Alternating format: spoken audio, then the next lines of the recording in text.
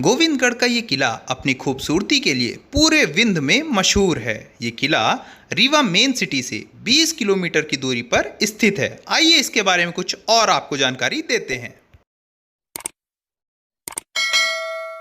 गोविंदगढ़ रीवा से 20 किलोमीटर की दूरी पे है। रीवा मेन सिटी की बात कर रहा हूँ। एक आज से 15-20 साल पहले एक हादसा हुआ था। गोविंदगढ़ तालाब में एक बस गिरी थी। बस में लगभग सारे यात्री डूब के मर गए थे। उसी जगह पे आपको तालाब भी दिखाएंगे। रीवा राजघराने द्वारा 1840 में इस किले का निर्माण कराया गया था, जिसका उपयोग ग्रीष्मकालीन राजधानी के रूप में किया जाता था।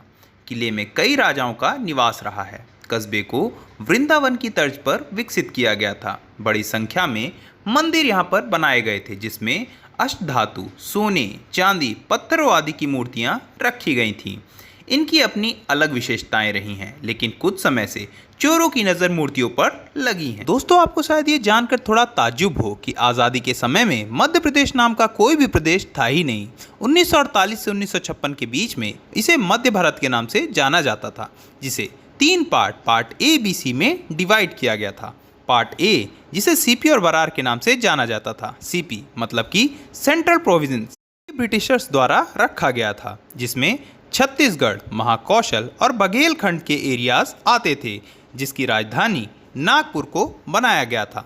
पार्ट बी में मध्य भारत के तहत 25 रियासतों को मिलाकर मध्य भारत का निर्माण किया गया था, जिसकी राजधानी इंदौर और ग्वालियर को बनाई गई थी। पार्ट सी, जिसे विंध्य प्रदेश कहा जाता है, उसमें उत्तर की 38 रियासतों को मिलाकर बनाया गया था, जिसकी राजधानी रीवा तथा राजप्रमुख महाराजा मार्तंड सिंह को बनाया गया था। किले की दीवारों में सीमेंट का उपयोग नहीं किया गया है। इसके लिए गुड़, मेथी, बेल, उड़द की दाल, गोंद सहित अन्य सामग्री का उपयोग किया गया है। बाहर से किला जितना ही पुराना एवं जर्जर दिखता है, यकीन मानिए अंदर से उतना ही मजबूत है। विंध्याचल पर्वत श्रेणी के गोद में फैले हुए विंध्य प्रदेश के मध्य भाग में बसा हुआ रीवा शहर, जो मधुर गान से मुग्ध तथा बादशाह अकबर के नवरत्न जैसे तानसेन एवं बीरबल जैसे महान विभूतियों की जन्मस्थल रही है। कलकल करती वीहर एवं बिछिया नदी के आंचल में बसा हुआ रीवा शहर बघेल वंश के शासकों की राजधानी के साथ साथ विंध्य प्रदेश की भी राजधानी रही है।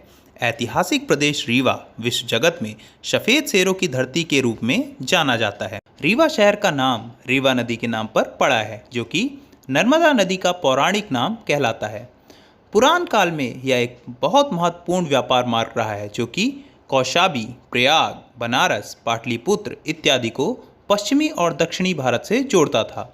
बघेल वंश के पहले अन्य शासकों के शासनकाल जैसे गुप्तकाल, करचुली वंश, चंदेल एवं प्रतिहार का भी नाम संजोग। गोविंदगढ़ का किला स्थानीय जरूरत को नहीं, बल्कि विदेशी पर्यटकों की पसंद को ध्यान में रखते हुए विकसित कराया जा रहा है। खजुराहो और बांधवगढ़ के बीच में ठहरने की कोई बेहतर व्यवस्था नहीं है, इसलिए इसे विकसित किया जा रहा है। व्हाइट टाइगर सफारी महज 5 किलोमीटर की दूरी पर है, इसलिए वहां आने वाले पर्यटकों को ठहरने का बेहतर इंतजाम हो सकेगा। सफारी में विदेशी पर्यटकों की आवाजाही शुरू हो गई है।